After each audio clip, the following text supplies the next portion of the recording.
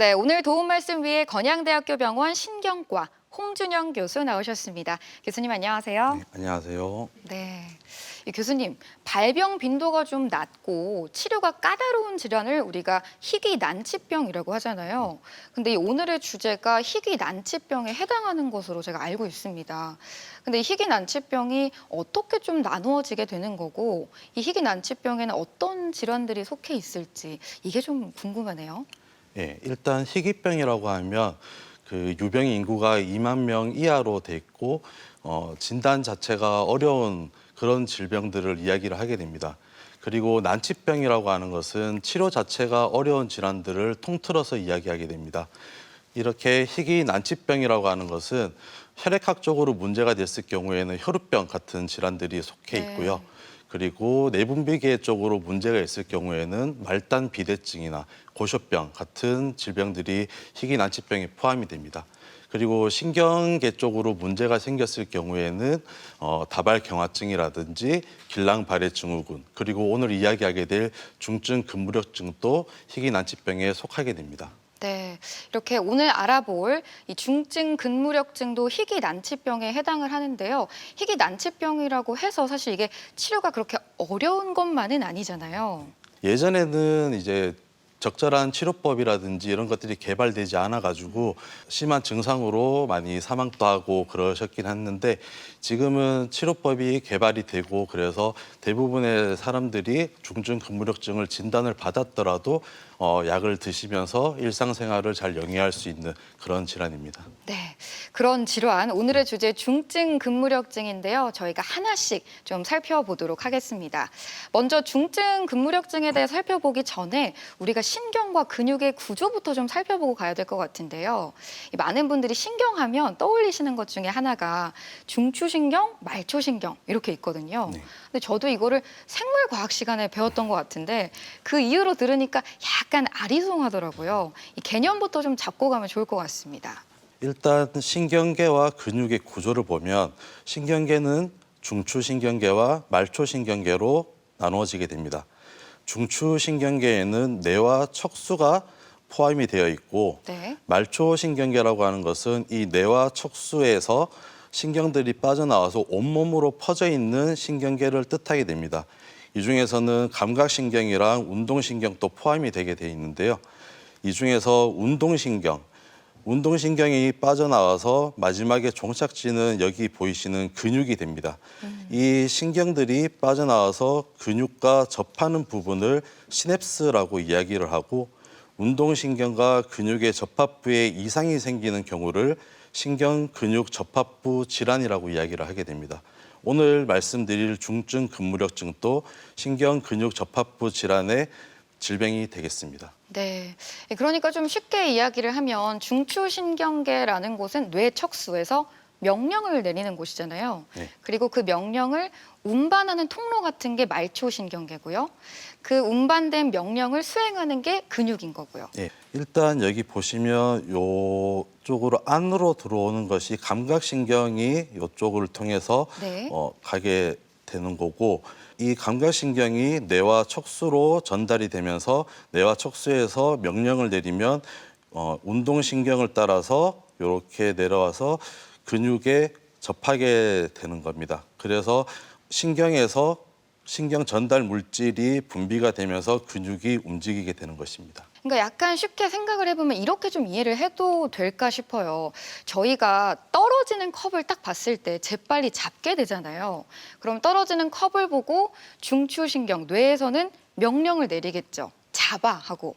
그러면 그 명령을 말초신경계가 온몸으로 전달을 해서 그 신경 전달 물질이 근육에 전달이 됐을 때 우리가 컵을 잡게 되는 이 일련의 과정들을 신경계가 하는 것이다라고 이해를 해도 괜찮을까요? 네, 정확합니다. 네.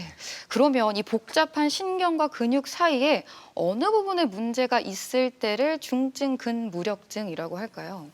이 신경계 그 운동신경에서 근육이 접하는 요 부분, 시냅스 되는 요 부분에 문제가 생겼을 경우에 신경 근육 접합부 질환이라고 이야기를 할 수 있습니다. 그 정상적인 사람들에서는 이 운동신경에서 신경 전달 물질인 아세틸콜린이라는 물질이 분비가 되게 됩니다. 네. 이게 분비가 되면 아세틸콜린 수용체에 결합을 하게 되면서 정상적으로 근육 수축이 이루어질 수가 있고요. 네. 하지만 중증 근무력증 환자의 경우에서는 운동신경에서 아세틸콜린이라는 신경 전달 물질이 분비가 되는데 이 아세틸콜린 수용체에 대한 자가 항체라는 것이 있습니다. 이 자가 항체에 의해서 이 수용체가 파괴가 되고 그래서 운동신경에서 분비된 아세틸콜린 자체가 근육으로 정확하게 신호 전달이 못 되는 상태가 돼서 근육 수축이 억제가 되는 상태가 됩니다. 그래서 우리 몸에서는 힘이 빠지는 증상들이 나타날 수가 있습니다. 신경과 근육 사이에 어떤 문제가 생기는데 그 문제가 생기는 게 바로 저 아세틸콜린이라는 물질에 문제가 생기는 거잖아요. 네. 아세틸콜린이라는 신경 전달 물질을 우리 몸에서는 약간 외부 요인이라고 생각하고 공격을 하게 되는 거겠죠. 예, 맞습니다. 그래서 그 물질이 근육에 붙지 못하게 되고 그래서 근육이 수축하거나 움직일 수 없게 되는 걸 중증 근무력증이다. 이렇게 좀 이해를 하면 되겠네요. 예, 그렇습니다. 네, 이 중증 근무력증 이름도 좀 생소하긴 한데요. 국내외에서 어느 정도 좀 발생을 하고 있을지 발생 빈도도 좀 궁금하네요. 중증 근무력증 발생률은 일단 전 세계적으로 봤을 때는 연간 발생률이 인구 100만 명당 5.3명으로 알려져 있습니다. 네. 그리고 국내 유병률은 인구 10만 명당 10명에서 13명으로 알려져 있고 국내에서 연간 발생률은 인구 100만 명당 7명으로 알려져 있습니다. 근데 최근에 진단 방법이 많이 발전하면서 점차적으로 발생률 자체는 증가되는 추세를 보이고 있습니다. 네, 그렇군요. 저희가 아까 초기에 이야기를 했을 때 이 중증 근무력증이 무서운 게 초기 질환이 다른 질환들과 비슷해서 혼동을 하기 쉽다고 했잖아요. 이 초기 증상이 안과 증상부터 시작을 한다고 하더라고요. 그럼 그 외에 다른 증상에는 어떤 게 좀 있을까요? 네, 일단 중증 근무력증의 증상 중에서는 안구 증상이 가장 흔하게 나타나게 됩니다. 네. 이 중에서 눈꺼풀 처짐 증상이라든지 사물이 두 개로 보이는 복시 증상 등을 주로 호소하게 되는데요. 네. 이때 얼굴의 근육도 약화되는 것들이 드물지 않다고 보고되어 있습니다. 그래서 눈 감는 것도 많이 근력이 약화가 되어서 환자분들이 병원에 오셔서 세수할 때 물이 눈에 들어간다라고 이야기하시는 분들도 있고 네. 그리고 그 입 인두 근육을 침범을 하기 때문에 네. 삼킴 곤란이나 저작 곤란의 증상도 호소를 할 수가 있습니다. 그래서 평소에 콧소리가 많이 나고 책을 읽으면 발음이 부정확해진다라고 이야기하시는 분들도 있고 딱딱하고 질긴 음식은 씹기가 어렵다라고 해서 오시는 분들도 있습니다. 네.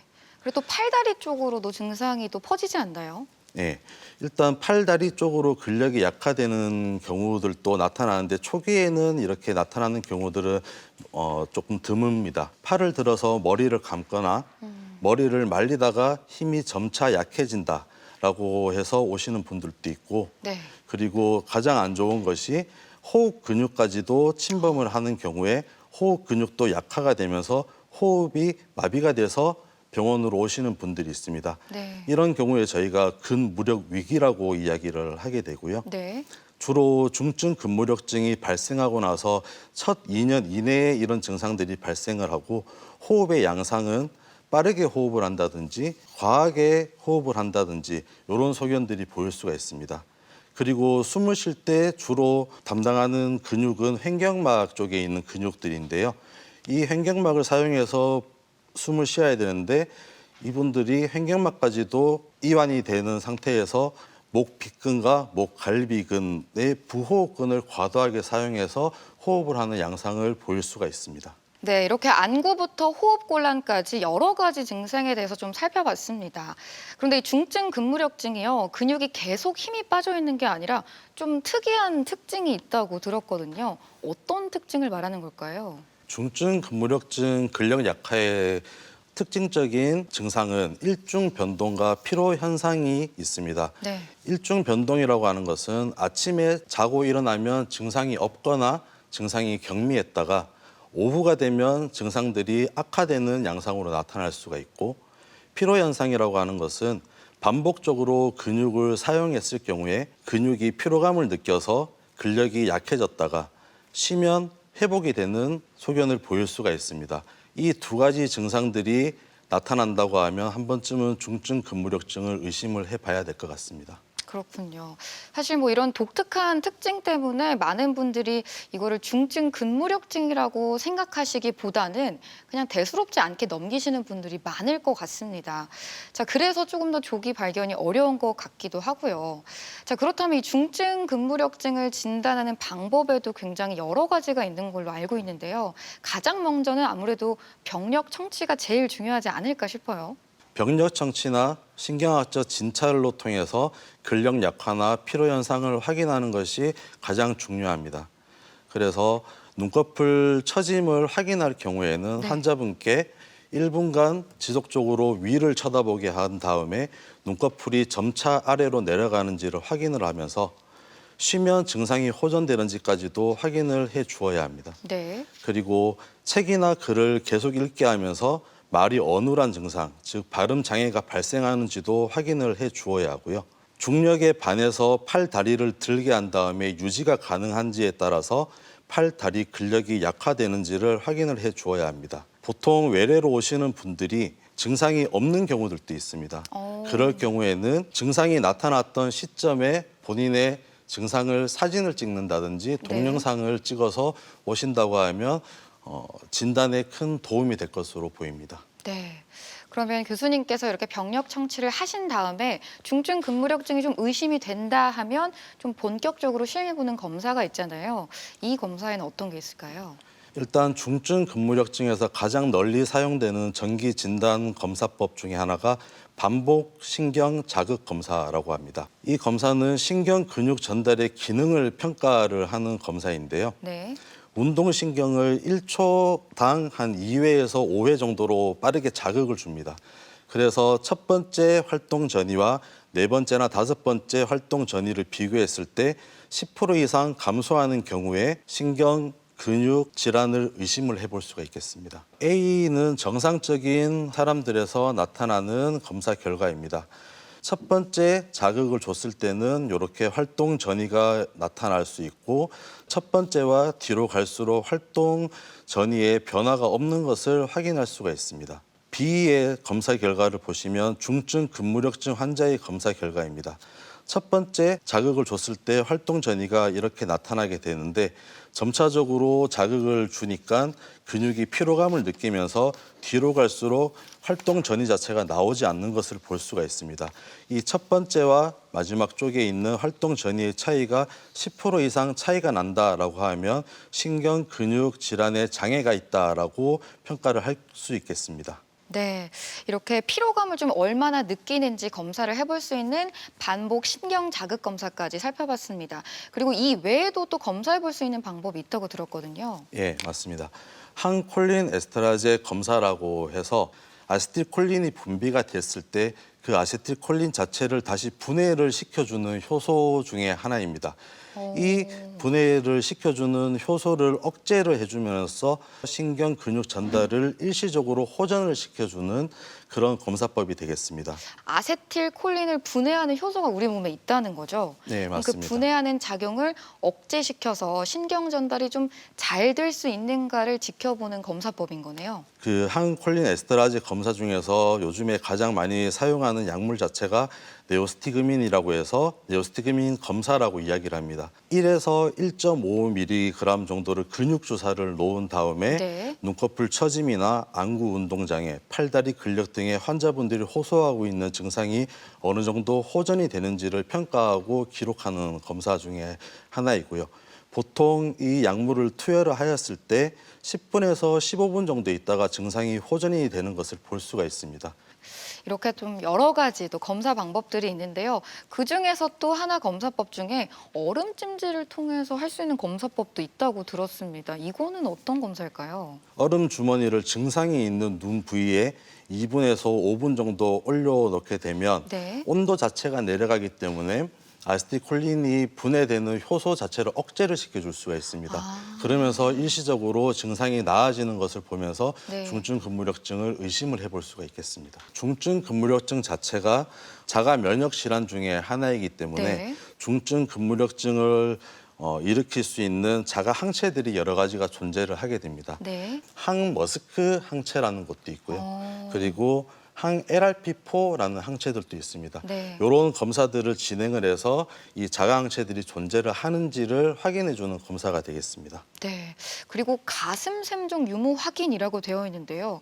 이 가슴 샘종이랑 중증 근무력증이랑 어떤 관련이 있을까요? 중증 근무력증이 있으신 분들에서 가슴 샘종이라는 종양 자체가 발견되는 경우들이 많이들 나타납니다. 네. 이럴 경우에 가슴 CT를 진행을 하거나 가슴 MRI를 진행을 해서 가슴 샘종이 있는지 유무를 확인을 해 주어야 되고요. 가슴 샘종이 있을 경우 절제술을 진행을 하게 된다면 증상이 호전된다라고 보고되어 있는 결과들도 있습니다. 네, 알겠습니다. 자, 이렇게 중증 근무력증의 검사법까지 함께 살펴봤습니다. 대전 MBC 건강플러스 오늘은 중증 근무력증에 대해 살펴보고 있는데요. 이번에는 병원에 직접 찾아가 환자들을 만나보고 진단 방법과 치료법에 대해 살펴보겠습니다. 화면으로 만나보시죠. 일반인들에겐 생소한 중증 근무력증.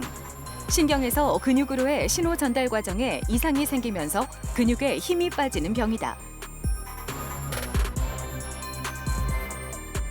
인구 10만 명당 10명꼴로 전 연령대에서 발병할 수 있는 희귀 질환인데 특히 50세 이전엔 여성이 이후엔 남성의 발병률이 높은 것으로 나타난다.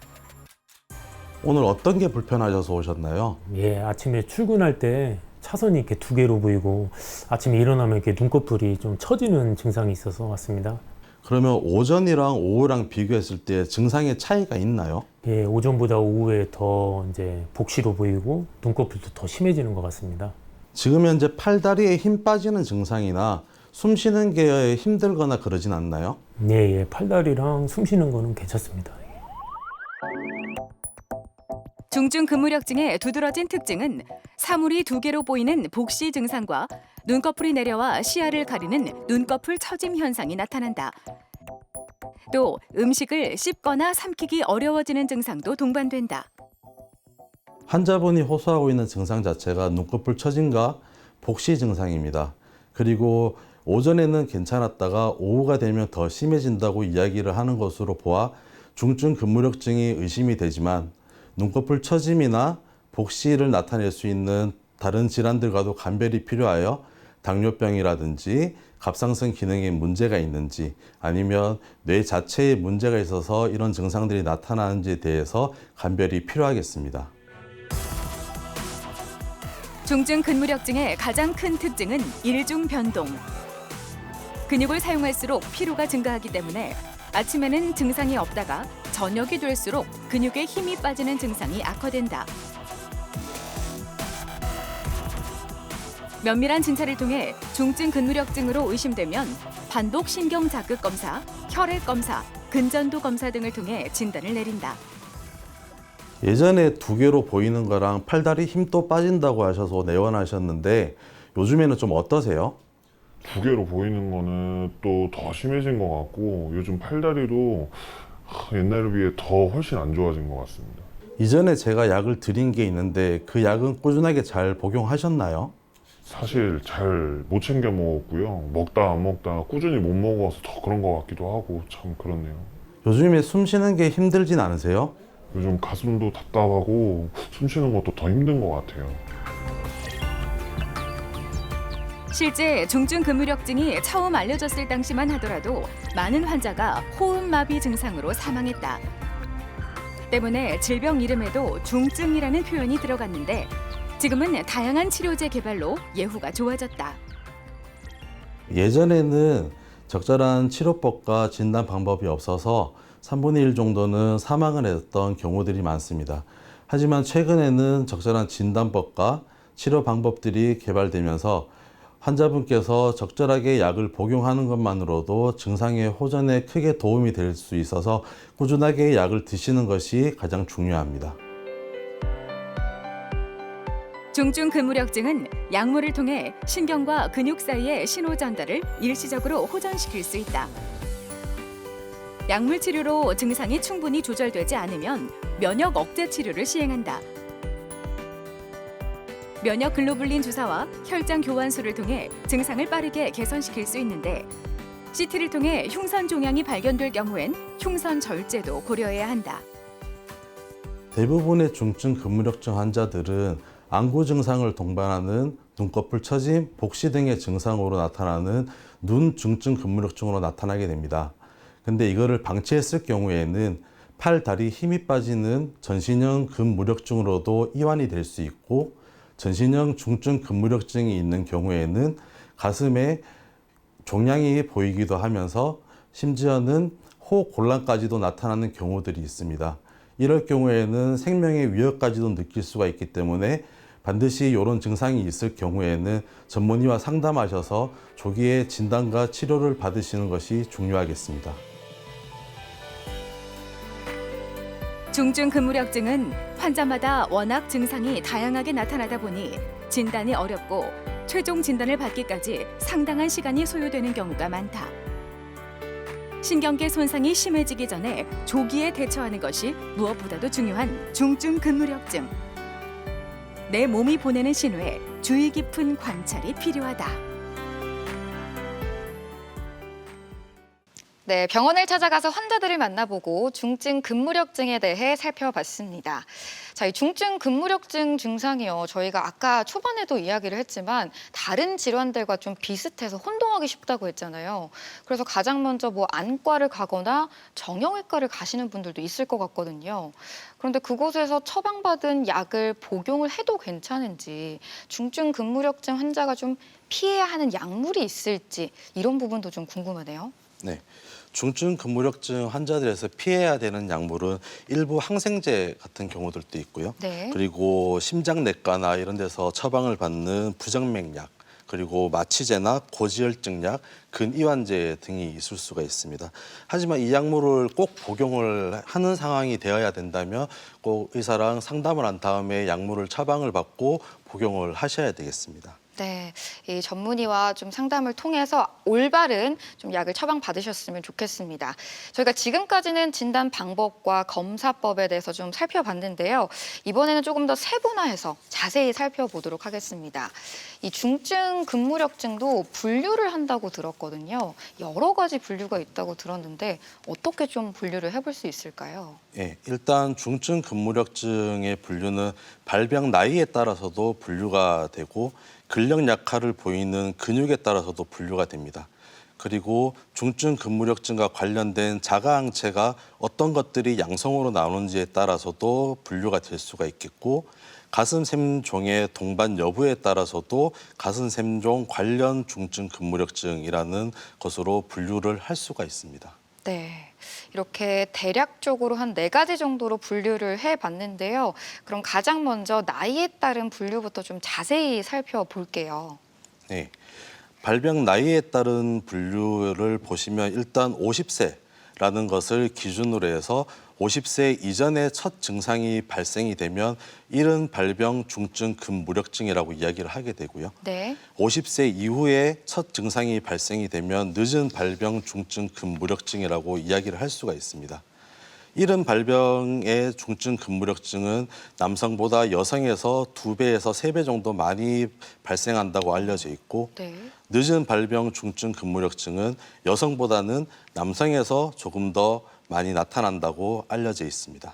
네, 이렇게 나이에 따른 분류 살펴봤고요. 이 다음으로는 이 근력 약화를 보이는 근육에 따른 분류도 있죠. 이 부분도 좀 설명을 해주실까요?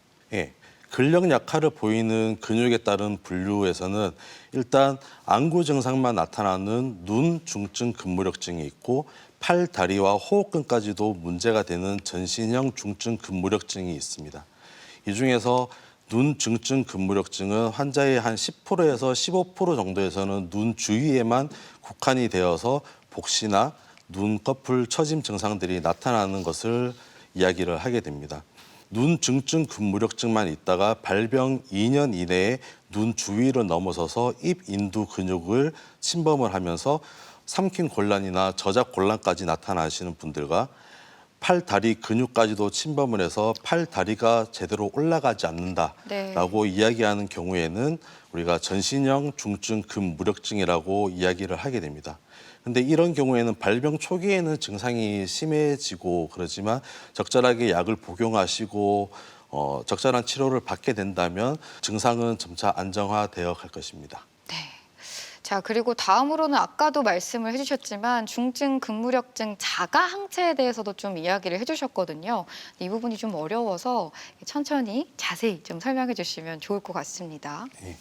중증 근무력증 관련 자가 항체 중에서는 항아세틸콜린 수용체 항체가 양성이 나오는 경우들이 있습니다. 그 아세틸콜린이 아세틸콜린 수용체에 결합을 해야지 근육이 수축을 할 수가 있는데 그렇죠. 이 아세틸콜린 수용체 자체를 파괴시켜버리는 항체라고 생각을 하시면 될 것 같습니다. 그 항체를 가지고 있느냐를 판단하는 거죠. 예, 그래서 이 아세틸콜린 수용체의 항체를 가지고 있다라고 하면 이 항체들로 인해서 수용체가 파괴가 되고 구조가 파괴가 되기 때문에 이런 것들로 인해서 아세틸콜린이 근육으로 제대로 전달을 못해서 근육이 수축을 제대로 못하는 경우들이 그 항아세틸콜린 수용체 항체 양성 중증 근무력증에 속하게 됩니다. 네, 그 중에서도 전신형이 지금 85%에 달한다는 거잖아요. 네, 전신형에서는 85% 정도에서 항체가 검출이 되고 안구형 중증 근무력증에서는 60% 정도에서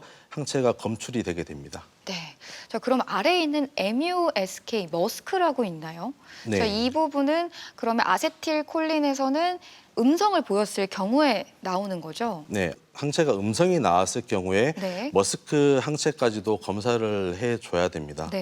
머스크라는 것 자체가 아세틸콜린 수용체 쪽에 있는 일부를 담당하는 구조의 하나이기 때문에 요거까지도 검사를 해줘서 이 머스크 항체가 양성이 나오는 경우에는 머스크 항체 양성 중증 근무력증이라고 이야기를 하게 되겠고 항아세틸콜린 수용체 항체가 음성이 나왔던 중증 근무력증에서 한 50% 정도에서는 반 정도. 머스크 항체 양성이 나오게 됩니다. 그리고 이 경우에는 남성보다는 여성에서 조금 더 많이 나타난다고 알려져 있습니다. 네. 그리고 또 다른 항체에서 양성을 보이는 경우도 있잖아요. LRP4 이건 또 어떤 거죠? 네, LRP도 머스크와 같이 그 아세틸콜린 수용체랑 그 근육 쪽에 있는 구조를 담당해주는 그 물질 중에 하나인데 여기에 대해서도 항체가 양성이 나오는 경우들이 있습니다. 이런 경우는 이제 중증 근무력증 환자에서 1에서 3% 정도밖에는 되지 않지만 이런 경우에서도 증상은 나타나기 때문에 검사가 필요하겠고요. 네. 그리고 항체가 음성인 경우에 중증 근무력증일 수 있다고 지금 이렇게 적어 놓으셨는데 항체가 음성인데 이럴 수가 있나요? 네. 환자가 증상은 호소를 하고 있지만 검사를 했을 경우에 아세틸콜린 수용체에 대한 항체가 없고 머스크 항체에 대해서도 검출이 되지 않고 LRP4 항체도 검출이 되지 않는 경우에 항체 음성 중증 근무력증이라고 이야기를 할 수가 있겠습니다. 이런 경우에서는 중증 근무력증 환자의 약 10%에서 15% 정도가 항체 음성 중증 근무력증으로 분류가 되게 됩니다. 네, 그럼 다음으로는 가슴 샘종 관련해서도 중증 근무력증의 좀 특징을 살펴보면 좋을 것 같아요. 중증 근무력증에서 가슴 샘종이 보이는 중증 근무력증 환자들이 있습니다. 이럴 경우에 가슴 샘종 관련 중증 근무력증이라고 이야기를 하고요. 아세틸콜린 수용체의 항체를 가지고 있는 중증 근무력증 환자의 80% 정도에서는 가슴 샘에 이상이 나타나게 됩니다. 이 중에서 65%에서 75% 정도는 가슴 샘에 과다 형성증이 나타나게 되고 10%에서 15% 정도에서는 가슴 샘종이 보이게 됩니다. 네. 이렇게 중증 근무력증의 분류까지 좀 살펴봤습니다. 근데 아무래도 중증 근무력증이 말씀하신 대로 희귀 난치병이기 때문에 완치의 목적은 없을 것 같거든요. 이 치료의 목적은 좀 어떻게 될까요?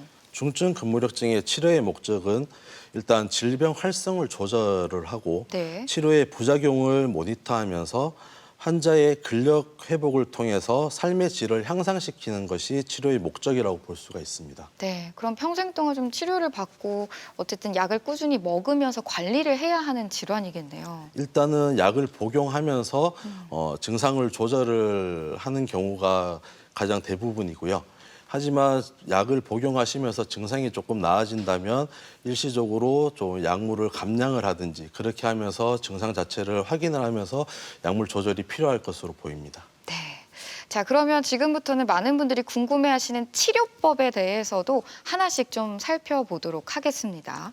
예, 중증 근무력증의 치료에는 가장 크게 두 가지는 증상 조절제와 장기 면역 치료로 나눠 볼 수가 있습니다. 네. 증상 조절제로 사용되는 약물은 콜린에스터 분해 요소를 억제해주는 피리도스티그민이라는 약물이 있습니다. 네. 이 약은 경구약으로 복용을 하면서 증상을 조절할 수가 있겠습니다. 네. 그리고 장기 면역 치료에는 스테로이드 약물과 면역 억제제 약물이 있겠습니다. 스테로이드를 장기간 복용했을 경우에는 골다공증이라든지 네. 체중 증가라든지 뭐 녹내장이나 감염의 위험이 더 커질 수가 있습니다. 그래서 이 약을 복용을 하더라도 고용량으로 사용하지 않고 저용량으로 유지를 하면서 약물 조절을 하는 방법도 있습니다. 네. 이렇게 치료를 해보는데 만약에 치료 불응일 경우에는 또 어떻게 또 치료가 이루어질지 이 부분도 궁금하네요. 네. 앞서 이야기했던 증상 조절제와 면역 억제제를 사용했는데도 치료가 되지 않는 중증 네. 근무력증의 환자들에게서는 리투시맙과 에클리주맙 그리고 고용량의 사이클로포스파마이드를 사용함으로써 증상을 조절해 볼 수가 있겠습니다. 자, 그리고 증상이 처음에는 안구에서 시작을 했지만 이제 호흡곤란까지 이어지는 경우가 있잖아요. 이런 경우에 좀 받아볼 수 있는 치료에는 어떤 게 있을까요? 네. 일단 호흡 곤란까지 동반이 된다고 하면 그것을 저희는 중증 근무력 위기라고 이야기를 하게 됩니다. 근무력 위기요. 예, 근무력 증상이 갑자기 악화되어서 네. 팔을 들기가 너무 힘들고 이럴 경우에는 일단 입원 치료가 필요를 하게 됩니다. 네. 입원 치료를 해서 숨 쉬는 게 너무 안 좋다라고 했을 경우에는 인공호흡기까지도 달면서 호흡을 도와줄 수가 있고요. 그랬을 경우에 혈장 교환술과 면역 글로불린 정맥 주사를 통해서 환자의 증상을 조금 호전시킬 수가 있습니다. 우리 몸에서 혈장을 빼내서 그 혈장에 존재하고 있는 네. 그 항체들, 그 네. 자가 항체들을 없애준 다음에 다시 우리 몸으로 들여보내주면서 근육이 좀 더 잘 수축할 수 있도록 도움을 주는 치료 중에 하나입니다. 가슴샘종이 있는 환자분들 경우에는 일단 아무런 증상들이 없는 경우들이 많기 때문에 꼭 중증 근무력증 환자에서 가슴샘까지도 문제가 있는지를 확인을 해 주어야 되고요. 하지만 가슴샘종이 꼭 있다고 해서 바로 즉각적으로 절제를 하는 경우들은 잘 없고 일단 환자의 중증 근무력증 증상이 어느 정도 안정화가 된 상태에서 가슴샘 절제술을 해준다고 하면 중증 근무력증의 증상이 어느 정도 호전이 된다라고 알려져 있습니다. 네. 이렇게 중증 근무력증의 치료법까지 살펴봤습니다. 지금부터는 사례를 좀 살펴보면서 치료 과정을 보면 좀 더 이해가 쉬울 것 같거든요. 증례부터 좀 살펴볼까요? 네, 일단 사례 첫 번째를 보시면 62세 여성이었고 네.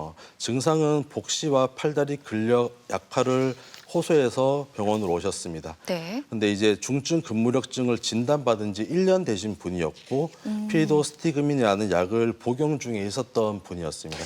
이게 아까 말씀하셨던 뭐 증상을 증상 조절하는. 조절제. 네. 그 피리도스티그민을 복용하고 있는 상태였는데 환자분께 여쭤보니 약을 먹다가 잘 못 먹다가 이렇게 꾸준하게 약을 복용을 하지 못하였다고 이야기를 했고 네.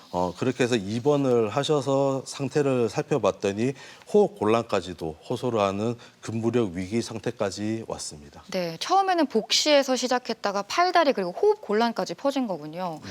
이런 경우에는 어떻게 좀 치료를 해볼 수 있을까요? 이런 경우에 일단 가슴 CT를 찍어서 가슴 샘종을 확인을 했었었고요. 네. 그리고 입원을 해 있는 상태에서 호흡 곤란까지 와서 중환자실로 가신 다음에 인공호흡기 치료까지도 하고 가슴 샘종 절제술과 면역 글로불린 치료를 같이 시행을 했던 환자입니다. 네, 그러니까 뭔가 증상이 점점 안 좋아지면은 가슴 샘종이 있는지를 먼저 확인을 좀 해보시는군요. 네, 맞습니다. 네, 이렇게 또 치료 과정을 한번 살펴봤고요. 다음으로 또 증례 한번 살펴볼까요? 네, 사례 두 번째는 53세 남성이었고 아침에 눈 뜨면 증상이 없다가 오후에 운전을 계속 하다가 보면 차선이 두 개로 보이는 복시 증상을 호소해서 병원에 내원하신 분입니다. 네, 이런 분 같은 경우는 어떤 치료가 이루어질까요? 이분은 일단 반복신경 자극 검사나 자가항체 검사를 진행을 했었는데 네. 반복신경 자극 검사에서는 정상으로 나왔지만 자가항체에서 양성이 나온 환자분이시고 이런 경우에 증상 조절제인 필리도스티그민만 투여를 했을 경우에 증상이 호전되는 것을 볼 수 있었습니다. 네. 이렇게 중증 근무력증 환자 사례까지 살펴봤습니다. 자, 대전 MBC 건강 플러스 오늘은 중증 근무력증에 대해 살펴보고 있는데요. 그렇다면 이것만은 기억하자. 오늘 내용을 좀 정리를 해주시면 좋을 것 같습니다. 네, 중증 근무력증이라고 하는 병은 특징적인 근력 약화가 있습니다. 네. 이게 일중 변동이나 피로 현상, 근육을 많이 사용하게 되면 힘이 빠지고 휴식을 취하면 증상이 호전되는 근력 약화가 보일 수가 있고 진단에서 가장 중요한 것은 병력 청취 그리고 병원에 오셔서 다양한 진단 기법으로 종합적으로 진단을 해야 되겠습니다. 그리고 치료는 증상 조절제로 증상을 조절할 수가 있고 이것으로도 안 되면 장기 면역 치료를 복합적으로 사용해서 증상을 조절해야 되겠고요. 그리고 호흡 곤란이 발생한다라고 하면 즉시 병원에 방문하셔서 전문의와 상담을 받아보시고 치료를 이어나가시면 되겠습니다. 네. 대전 MBC 건강 플러스 오늘은 중증 근무력증에 대해 살펴보고 있습니다. 이번에는 이와 관련된 오해와 진실을 OX로 풀어보겠습니다. 중증 근무력증과 관련된 OX 질문 준비했습니다. 먼저 첫 번째 질문인데요.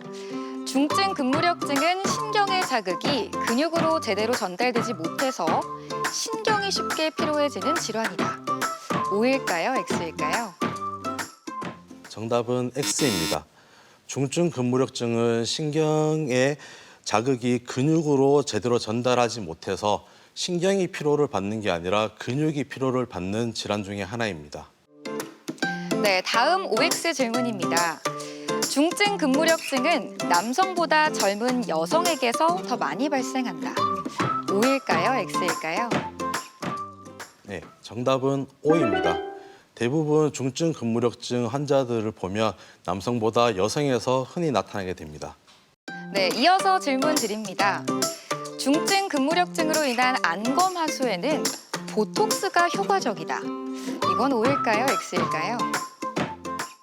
정답은 X입니다. 안검하수 때문에 보톡스 치료를 받는 분들이 종종 있으신데 이런 경우에 보톡스 때문에 안구형 중증 근무력증이 전신형 중증 근무력증으로 이완되기도 합니다. 네, 다음 OX 질문 드립니다. 중증 근무력증은 초기에 푹 쉬어주면 나을 수 있다. O일까요? X일까요? 네, 정답은 세모입니다.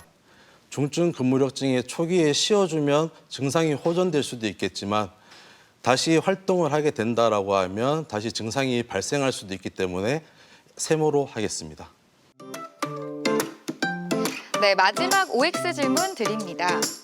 중증 근무력증 증상은 오전이 가장 심하고 오후나 밤이 될수록 증상이 약해진다. O일까요? X일까요? 네, 정답은 X입니다. 중증 근무력증은 오전에 증상이 없거나 경미했다가 활동을 하게 되는 오후에 증상이 더 심해집니다. 이렇게 중증 근무력증과 관련된 오해와 진실을 OX로 풀어봤고요. 계속해서 시청자 여러분께서 남겨주신 궁금증 하나씩 풀어보겠습니다. 네, 시청자 여러분께서 보내주신 궁금증 하나씩 풀어보도록 하겠습니다. 먼저 첫 번째 궁금증인데요. 평소 수전증이 있는 것처럼 손이 살짝 떨립니다. 그런데 최근 양팔을 들고 서 있으면 30초도 버티지 못하고 팔이 떨리면서 힘이 쭉 빠지는데요. 기분상 숨이 찬 것도 같습니다. 혹시 중증 근무력증일까요? 하고 물어오셨네요. 이런 증상은 중증 근무력증일까요, 교수님? 네, 중증 근무력증일 가능성도 있습니다. 하지만 다른 신경학적 문제들로 인해서 이런 증상들이 나타날 수도 있기 때문에 이 증상들이 있다면 병원에서 전문의와 상담을 통해서 다른 질환들도 감별을 해줘야 될 것 같습니다. 네, 다음 시청자 궁금증입니다. 중증 근무력증이 있는 경우 근이완제를 먹거나 주사를 맞으면 상태가 더 악화된다는 이야기를 들었습니다. 또 담배를 끊으려고 붙이는 패치도 병을 악화시킨다고 하던데 맞나요? 그 외에 일상에서 조심해야 될 부분이 있다면 어떤 것이 있을까요? 하고 물어오셨네요. 어떤 것들이 있을까요, 교수님? 네, 근이완제와 금연 패치도 중증 근무력증 증상을 악화시킬 수가 있습니다. 그래서 일상생활을 할 때는 스트레스를 안 받는 것이 가장 중요하고 근력이 좋은 상태일 때 음식을 많이 섭취를 하는 것이 중요하겠습니다. 그리고 중증 근무력증이 있으신 분들은 운전을 하거나 일을 하실 때 꼭 주변의 사람들에게 자신의 증상이라든지 이런 것들을 이야기한 다음에 주변의 도움도 받고 휴식을 취하면 도움이 되겠습니다. 끝으로 중증 근무력증에 대해서 꼭 기억해야 할 점, 핵심을 한마디로 요약을 해볼 텐데요. 중증 근무력증은 네모다. 이 네모원을 좀 채워주신다면요. 저는 중증 근무력증은 반복이다라고 이야기하고 싶습니다. 반복이요? 예. 왜일까요? 그 환자분들 호소하는 증상이 오전에는 괜찮았다가 오후에는 다시 증상이 또 생겼다가 그리고 자고 일어나면 또 증상이 괜찮았다가 그리고 또 오후가 되면 증상이 나타나는 반복적으로 계속 증상이 나타나는 경우에 중증 근무력증을 의심을 할 수 있기 때문에 저는 중증 근무력증은 반복이다라고 이야기하고 싶습니다. 네. 대전 MBC 건강플러스 오늘은 중증 근무력증에 대해 살펴봤습니다. 지금까지 도움 말씀의 신경과 홍준영 교수였습니다. 오늘 말씀 고맙습니다.